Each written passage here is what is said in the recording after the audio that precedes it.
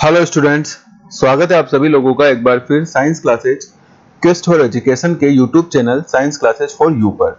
Students, video को शुरू करने से पहले आपसे फिर रिक्वेस्ट रहेगी कि वीडियो को लाइक कर दीजिए, शेयर कर दीजिए। अगर अभी तक आपने हमारे चैनल को सब्सक्राइब नहीं किया है तो चैनल को सब्सक्राइब जरूर कर दीजिए। चलिए तो फिर शुरू करते हैं आज की क्लास।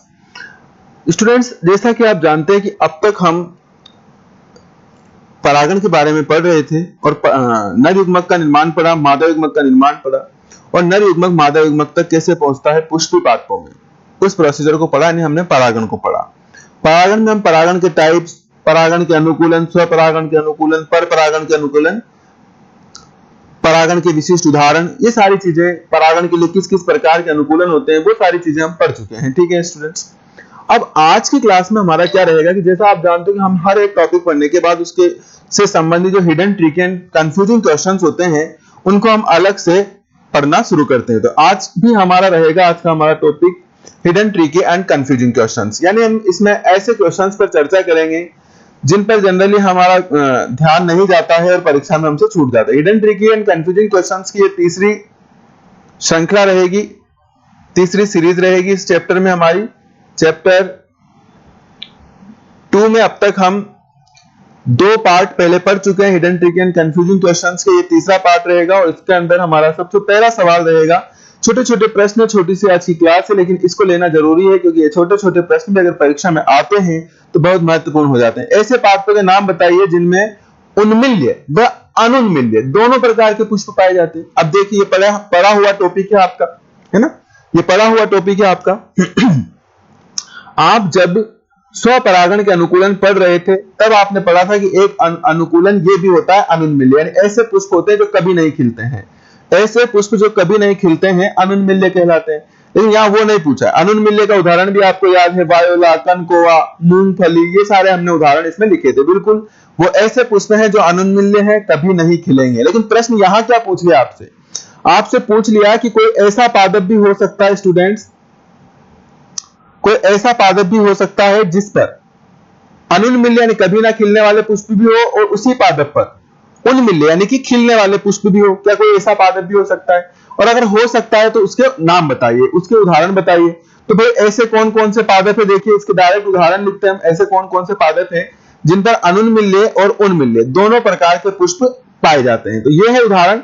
कोमेलिन पहला पादप, याद रखिए कोमेलिन। ऑक्जेलिस आपने लिखा था ना अनुन्मिल्य पुष्प में, लेकिन अगर पूरे पादप की बात कर ले तो ऑक्जेलिस के पादप पर उन्मिल्य पुष्प भी आते हैं और अनुन्मिल्य पुष्प भी आते हैं। सेम वायोला, वायोला एक अनुन्मिल्य पुष्प होता है वायोला के अंदर, नो डाउट। लेकिन वायोला के अगर पूरे पादप की बात करें स्टूडेंट्स तो इसमें उन्मिल्य पुष्प भी आते हैं, खिलने वाले पुष्प भी होते हैं और अनुन्मिल्य पुष्प भी होते हैं। तो ऐसे प्रश्न होते हैं जो आपको कंफ्यूज कर सकते हैं, तो इन पर आप विशेष ध्यान देना है, विशेष आपको इस पर ध्यान देना है। अगला प्रश्न लेते हैं स्टूडेंट्स, पिनआइड एंड थ्रमाइड पुष्प किसे कहते हैं? पिनआइड एंड थ्रमाइड पुष्प किसे कहते हैं? तो स्टूडेंट ये भी आपका पढ़ा हुआ टॉपिक है, लेकिन अब ऐसे पूछ लिया गया तो आप घबरा जाएंगे। लेकिन घबराने की कोई जरूरत नहीं है क्योंकि मैंने बताया ना कि यहां इस प्लेटफॉर्म पे, साइंस क्लासेज के प्लेटफॉर्म पे आपको हर प्रश्न पर विस्तार से चर्चा करने को मिलने वाला है। अब पिनआइड एंड थ्रमाइड पुष्प क्या कहते हैं? देखिए स्टूडेंट्स, विषम वर्तिका तो आप सबने पढ़ा होगा, आपके दोस्तों ने भी पढ़ा होगा। विषम सॉरी, यहां लिखते हैं दोबारा से, विषम वर्तिकात्व सबने पढ़ा है, जिसमें हमने पढ़ा है कि कुछ पुष्प ऐसे होते हैं जिसकी वर्तिका लंबी होती है और पुंके सर छोटे रह जाते हैं, पुंके सर छोटे रह जाते हैं इस प्रकार से, ठीक है। और कुछ पुष्प में उल्टा है, कुछ पुष्प में पुंके सर बड़े हो जाते हैं लेकिन वर्तिका छोटी ही रह जाती है, वर्तिका छोटी ही रह जाती है। तो यहां 2 प्रकार के पुष्प आपने विषम वर्तिकात्व में पढ़ा था। इस प्रकार का उदाहरण देखने को मिलता है कैरियोफिलेसी कुल के पादप में, आपने याद भी किया था कैरियोफिलेसी कुल के पादप में। और इसके लिए हमने लिखा था इवनिंग प्रिमरोज। हालांकि इवनिंग प्रिमरोज में दोनों प्रकार के पुष्प पाए जाते हैं, ये बात को ध्यान में रखना है।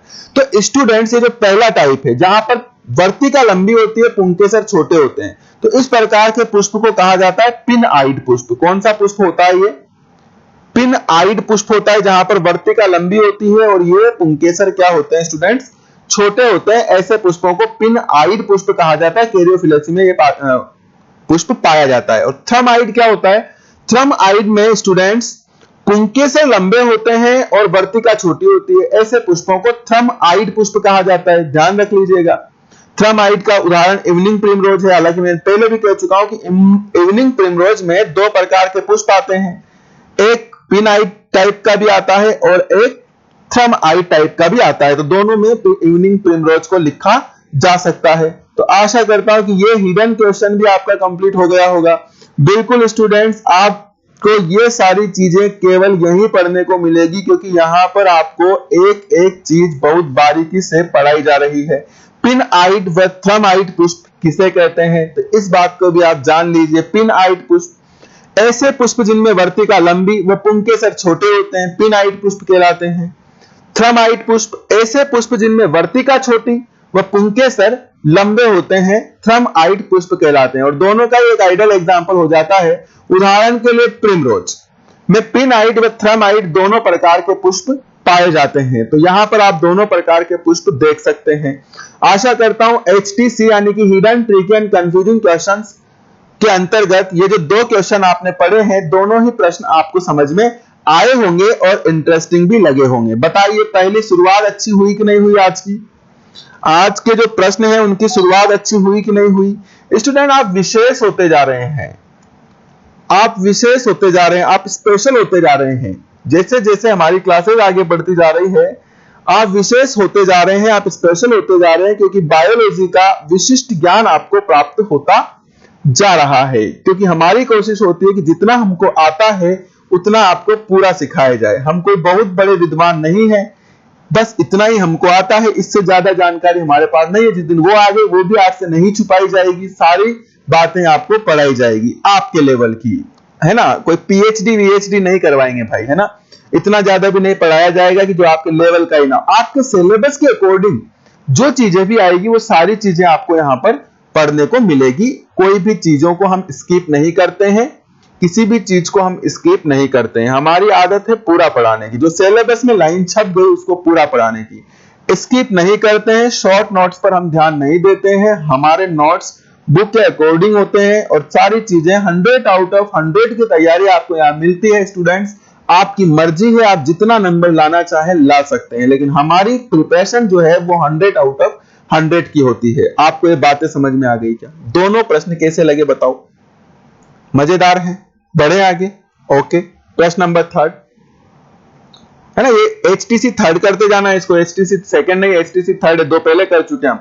तीसरा प्रश्न है, परागण की फेल सेप विधि किसे कहते हैं? वाह भाई, बड़ा मजेदार प्रश्न है। सर कहां से ला रहे हो सर आप प्रश्न? अरे आपकी बुक के प्रश्न है NCERT के, ठीक से पढ़ते नहीं हो, बस आप छुपे हुए हैं, कहीं देखना मिल जाएगा। परागण की फेल सेप विधि क्या होती है स्टूडेंट्स? कि जो खिलने वाले पुष्प हैं, जैसे सूरजमुखी में देखने को मिलती है, तो सूरजमुखी में क्या होता है कि जब मान लीजिए किसी दूसरे पुष्प का परागकण आया है, तो इसकी जो वर्तिका है ना वो लंबी और मुड़ी हुई होती है, लंबी और मुड़ी हुई होती है। तो यहां पर आकर के परागकण चिपक गया, परागकण चिपक गया, और इसकी मुड़ी हुई होती है ना, तो ऐसी नहीं होती जैसे मैंने बनाया, एक्चुअली में ऐसी होती है। वर्तिका ऐसे मुड़ी हुई होती है और ऐसे वर्तिकाग्र होता है। तो पर परागण तो फेल हो गया भाई। पर परागण के लिए जो परागकण आए थे वो इस वर्तिका पर पहुंच ही नहीं पाए। वो वर्तिका मुड़ी हुई है, वर्तिकाग्र भी मुड़ा हुआ है, और वो बजाय वर्तिकाग्र पे पहुंचने के किसके पहुंच गए? इस वर्तिका के ऊपर चिपक गए। वर्तिका पे चिपक गए। आना कहां था? वर्तिकाग्र पर आना था। चिपक कहां गए? वर्तिका पे चिपक गए। इस कंडीशन में क्या होता है स्टूडेंट्स? पर परागण तो हो गया फेल, लेकिन परागकण जो है वो व्यर्थ नहीं जाने वाले हैं। अब ये जो मुड़ी हुई वर्तिकाग्र है, वर्तिका और वर्तिकाग्र है, ये यहां जो परागकण चिपके हुए हैं, इन परागकणों को खुद से मुड़ करके, क्योंकि ये स्टिकी होती है, यहां से परागकणों को प्राप्त कर लेती है, यानी परागकण इस पर चिपक जाते हैं। खुद से परागकणों को लिया है, खुद से परागकणों को प्राप्त कर लेती है, इसलिए परागण फेल नहीं होता है। ध्यान देना स्टूडेंट, क्या कह रहा हूं? पर परागण तो फेल हो गया, पर परागण तो फेल हो गया, क्योंकि वर्तिकाग्र पर नहीं पहुंच पाए परागकण। लेकिन परागण फेल नहीं हुआ, क्योंकि वर्तिकाग्र ने खुद आगे आकर के परागकणों को प्राप्त कर लिया मुड़ करके, यानी खुद से काम किया, इसलिए स्व की श्रेणी में आ गया, स्व परागण हो गया। ये क्या हो गया? किसी एजेंट की जरूरत नहीं पड़ रही है अब इसको। अगर एजेंट की जरूरत नहीं पड़ रही है तो वैसे तो देखो दो बातें हैं। थ्योरेटिकली तो दूसरे पादप से आया है परागकण, इसलिए यह पर परागण ही रहेगा। लेकिन क्रियात्मक दृष्टि से देखें, तो यहां पर अब यहां से परागकण फेल हो गया ना, पर परागण तो, लेकिन अब परागकण यहां से जो यहां जा रहा है, इसके लिए क्रियात्मक दृष्टि से इसे किसी एजेंट की आवश्यकता नहीं है, वर्तिकाग्र खुद इसको प्राप्त कर रहा है, इसलिए इसको किस श्रेणी में मान लेते हैं, क्रियात्मक दृष्टि से इसको स्वपरागण मान लेते हैं। और इस प्रकार से परागण जो है वो सेफ हो जाता है, परागण फेल नहीं होता है। पर परागण तो फेल हो गया लेकिन परागण सेफ हो जाता है, किसके कारण, किसके कारण, स्वपरागण के कारण। स्वपरागण किस दृष्टि से भाई, क्रियात्मक दृष्टि से। तो इस प्रकार का जो स्वपरागण है, इस प्रकार का ये जो स्वपरागण है, इसे ही क्या कहा जाता है, फेल सेफ विधि कहा जाता है। कि फेल भी हो गया लेकिन सेफ भी है, परागण नहीं फेल हुआ, केवल पर परागण फेल हुआ। आशा करता हूं थोड़ा थोड़ा समझ में आ रहा होगा, कंफ्यूजन नहीं हो रहा होगा, कंफ्यूजन होना भी नहीं चाहिए क्योंकि आप बहुत विशेष पढ़ रहे हैं। यह एक प्रकार का स्वपरागण है क्रियात्मक रूप से। अगर आप इस दृष्टि से देखें कि परागकण दूसरे पादप से आया है तब तो पर परागण है, लेकिन क्रियात्मक दृष्टि से स्वपरागण है। जब सूरजमुखी के पादपों में पर परागण विफल हो जाता है, यानी कि वर्तिकाग्र पर नहीं पहुंच पाता है, तो सूरजमुखी के पुष्प की जो लंबी व मुड़ी हुई वर्तिका है उसकी सतह पर परागकण बिखर जाते हैं, और इन परागकणों को, इन बिखरे हुए परागकणों को चिपचिपी वर्तिकाग्र जो है उसके द्वारा स्वयं से प्राप्त कर लिया जाता है, खुद मुड़ करके उनको ले लेती है, उनके चिपक जाते हैं परागकण, और इस प्रकार परागण संपन्न हो जाता है। पर परागण फेल हुआ था लेकिन परागण संपन्न हो जाता है। परागण की इस विधि को फेल सेफ परागण कहा जाता है। क्या कहा जाता है, फेल सेफ परागण कहा जाता है। तो बधाई हो स्टूडेंट्स, बिल्कुल विशेष प्रश्न आपको आज देखने को मिल रहे हैं। आशा करता हूं कि परागण की फेल सेफ विधि भी आपको समझ में आ गई होगी। नेक्स्ट प्रश्न पर बात करते हैं, आगे बढ़ते हैं प्रश्न नंबर 4 पर। प्रश्न नंबर 4 है, प्योर लाइंस को बरकरार रखने के लिए किस प्रकार का परागण उपयोगी होता है। सॉरी, तो बिल्कुल भी घबराने की आपको जरूरत नहीं है।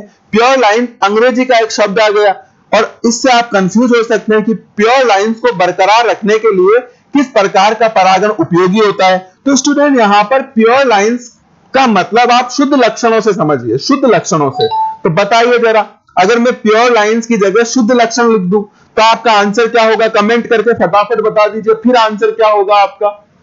अगर मैं प्योर लाइंस की जगह शुद्ध लक्षण लिख दूं कि शुद्ध लक्षणों को बरकरार रखने के लिए किस प्रकार का परागण है, तो बताइए फिर आंसर क्या होगा, स्वपरागण। दो ही तो परागण है, पर परागण और स्वपरागण, तो फिर आंसर क्या होगा, स्वपरागण। आगे क्या बात समझ में, प्रश्न समझ में आ रहा है कि नहीं आ रहा है। चलिए आगे बढ़ते हैं, आंसर है स्वपरागण।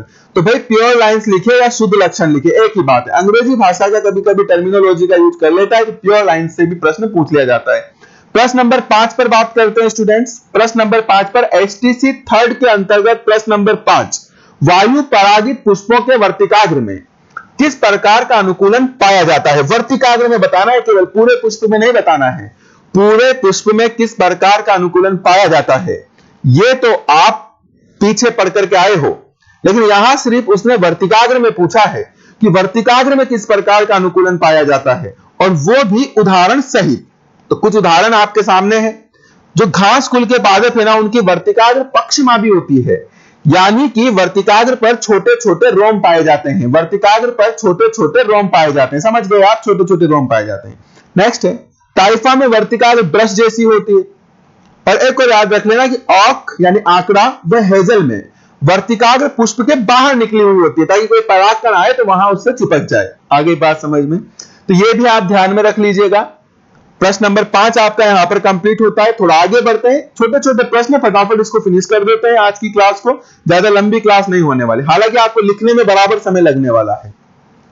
प्रश्न नंबर 6, किन्हीं दो ऐसे जलीय पादपों के नाम बताइए जिनमें वायु परागण पाया जाता है। देखिए प्रश्न को समझिए, पहले बात कर चुके हैं, लिखा चुका हूं मैं, बस मैंने ऐड कर लिया ताकि आप भूलो नहीं। बताइए, बता दीजिए फटाफट। जलीय पादप है, पादप जल में है, लेकिन परागण किसके द्वारा होता है, परागण वायु के द्वारा होता है। तो बताइए जरा, ऐसा कोई नाम याद आ रहा है क्या, आपको याद आ रहा है क्या, बता दीजिए फटाफट कमेंट करके बताइए। स्टूडेंट एक तो था पोटामोजिटोन, पोटेमोजिटोन, सॉरी, याद आया, अब कुछ याद आ रहा है। पहला पोटेमोजिटोन था, दूसरा कौन सा था, दूसरा है मीरियोफिलम। ये जलीय पादप है, लेकिन इनमें परागण कैसा होता है, इनमें परागण वायु के द्वारा होता है। तो विशेष एग्जांपल है, ध्यान रख लीजिएगा। प्रश्न नंबर नेक्स्ट पर आते हैं। प्रश्न नंबर 7 है कि किन्हीं दो ऐसे जलीय पादपों का नाम बताइए जिनमें कीट परागण पाया जाता है। यानी यहां उल्टा हो रहा है, जलीय पादप है लेकिन परागण कैसा होगा, कीट परागण होगा। बताइए बेटे, याद आ रहा है क्या? कीट परागण एक तो लिखाया था मैंने, बताओ कौन सा था? एक तो लिखाया था ना मैंने, है? चलो पहले ले लेते हैं इसको। एक तो मैंने आपको लिखाया था निम्फिया, निम्फिया, और एक क्या लिखाया था स्टूडेंट, जलकुंभी, है ना? निम्फिया और जलकुंभी। निम्फियासी इसका साइंटिफिक नाम है, और जलकुंभी का साइंटिफिक नाम क्या है, याद आ रहा है क्या? देखिए बताइए, जलकुंभी का साइंटिफिक नाम क्या है? निम्फिया का तो निम्फियासी है, जलकुंभी का बताइए। दोनों में कीट परागण है, हालांकि दोनों जलीय पादप है, लेकिन बावजूद इसके दोनों में कीट परागण पाया जाता है। निम्फिया का वैज्ञानिक नाम निम्फियासी, जलकुंभी का बताइए। जलकुंभी का वैज्ञानिक नाम था, पहले चैप्टर की पहली क्लास में बता दिया, शायद दूसरी चौथी क्लास में बता दिया था। जलकुंभी का साइंटिफिक नाम क्या था?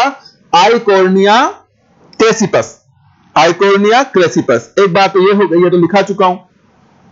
एक और बात आपको ध्यान आए कि जो निम्फिया है ना स्टूडेंट्स, निम्फिया, इसको वाटर लिली भी कहते हैं। कभी पूछ ले वाटर लिली, तो निम्फिया को क्या कहा जाता है? निम्फिया को स्टूडेंट वाटर लिली भी कहा जाता है। और बताइए इसको क्या कहा जाता है, जलकुंभी को? याद आ रहा है? Water hyacinth. हाइसिंथ मतलब महाविपत्ति, ये जलाशयों की महाविपत्ति है।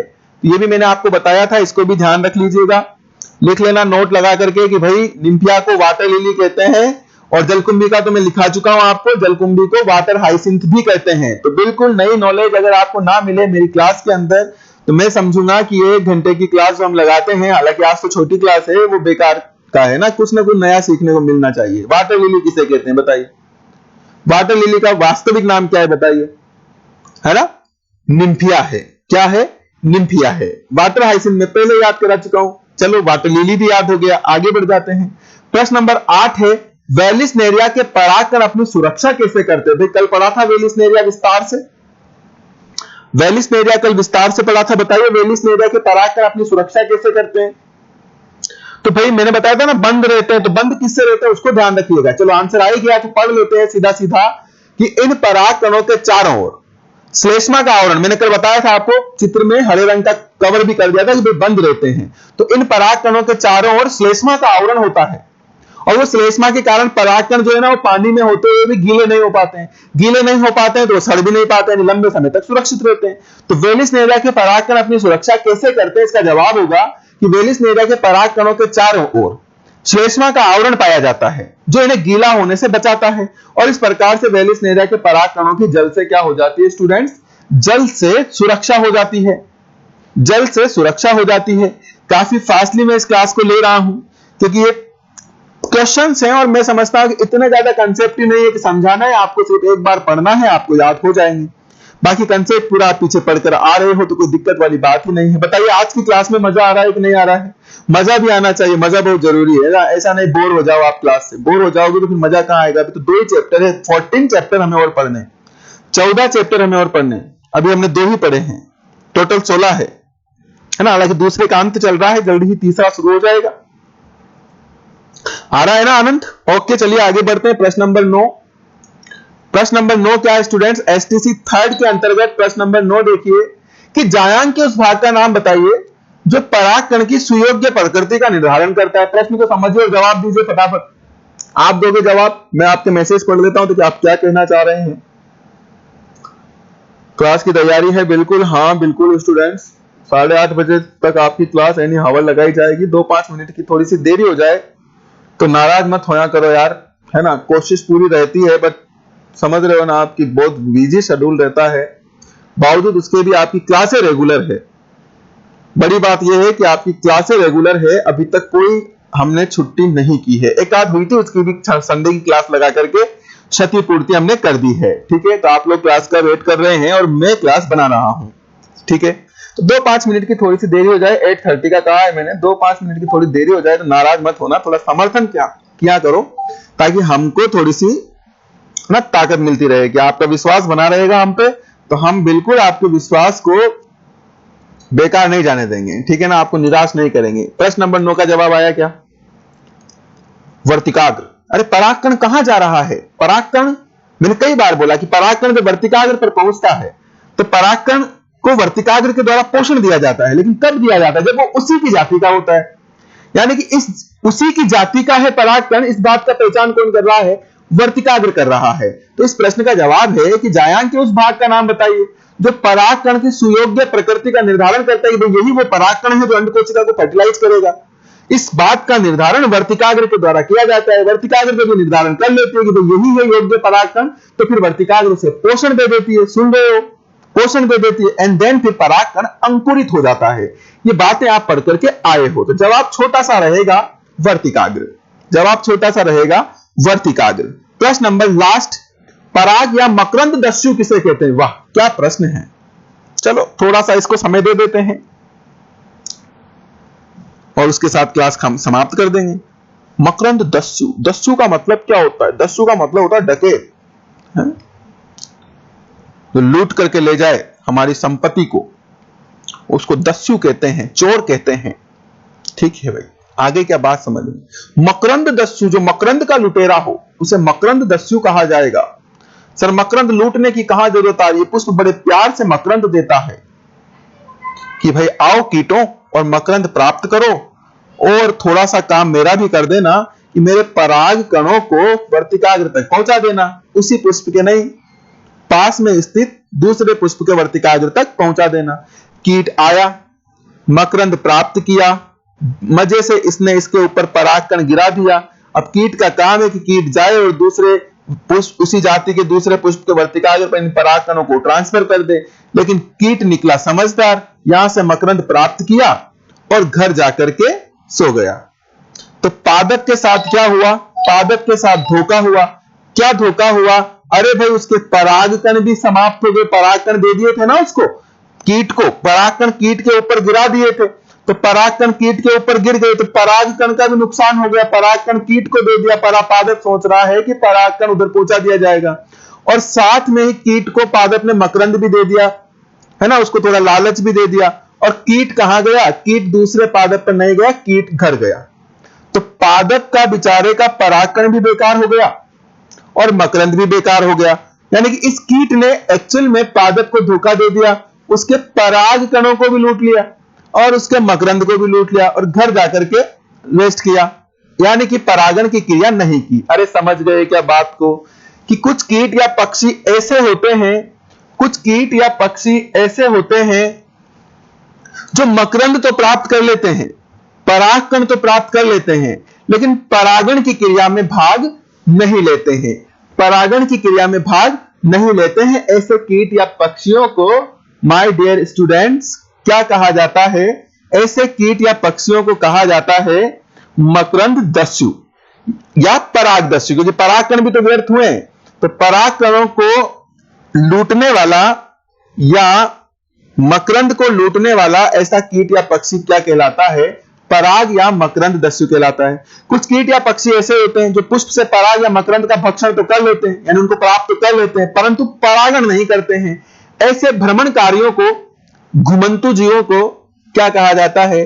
पराग या मकरंद दस्यु कहा जाता है। तो आशा करता हूं कि आज के hidden trick and confusing questions में आपको मजा आया होगा और कई नई जानकारियां आपको सीखने को मिली होगी। जरा बता दीजिए, मिली है क्या? कुछ नया ज्ञान प्राप्त हुआ है क्या? या जो पुराना ज्ञान है वही प्राप्त है? आपको कुछ नया सीखने को मिला है क्या? यस करके बताइए, नहीं मिला है तो नो करके बताइए। नहीं तो बहुत सारे कहते हैं जबरदस्ती हाँ भरवाते हो। नहीं मिला है कुछ भी नया सीखने को तो नो कर दीजिए। बताइए, मिला है कुछ नया सीखने को? बिल्कुल मिलता रहेगा स्टूडेंट्स। तो नर युग्मक का निर्माण हो गया, मादा युग्मक का निर्माण हो गया, और नर युग्मक मादा युग्मक तक तो नहीं, लेकिन मादा पुष्प तक पहुंच गया। मादा पुष्प तक की जर्नी तो उसने तय कर ली। इसको कहा जाता है परागण। अब आगे क्या होगा? तो आगे की घटना को कल की क्लास में डिस्कस करेंगे कि अब यहां से क्या क्या होने वाला है, उसको कल की क्लास में डिस्कस करेंगे। आज की क्लास को देते हैं यहीं पर विराम। बने रहिएगा साइंस क्लासेज के साथ। नमस्कार।